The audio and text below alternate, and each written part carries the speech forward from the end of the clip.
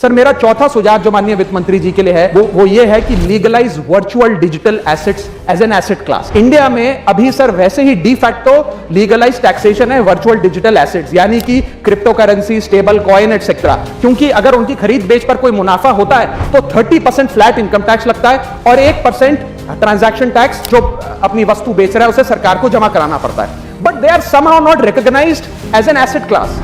VDS जो virtual digital assets है, एक एसेट क्लास का दर्जा नहीं दिया गया, जिसके चलते कोई डेडिकेटेड लाइसेंसिंग लॉ नहीं है, कोई क्लियर कंज्यूमर या इन्वेस्टर प्रोटेक्शन कानून नहीं है, AML कानून यानी कि एंटी मनी लॉन्ड्रिंग गाइडलाइंस और डायरेक्शंस इस एसेट क्लास के लिए नहीं है, and there is of course no explicit legal classification. As a result what has happened is that 4.8 lakh crore trade in this virtual digital assets has moved offshore.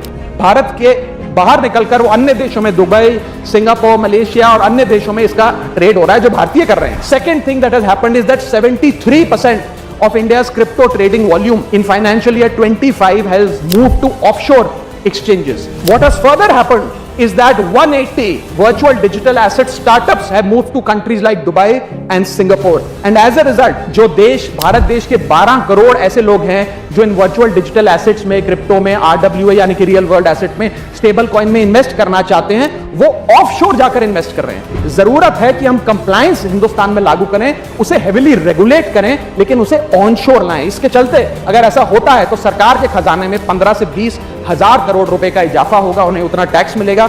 और इसी के साथ साथ मैं सरकार को कहना चाहता हूं that we currently tax these virtual digital assets as if they are legal, but we regulate them as if they are illegal. मेरा सुझाव है कि इसे heavily regulate करिए, रिंग फेंस करिए इस इकोसिस्टम को, AML गाइडलाइंस यानी कि एंटी मनी लॉन्ड्रिंग कानून और मजबूत करिए, लेकिन prohibition is not protection, regulation is protection. Thank you so much.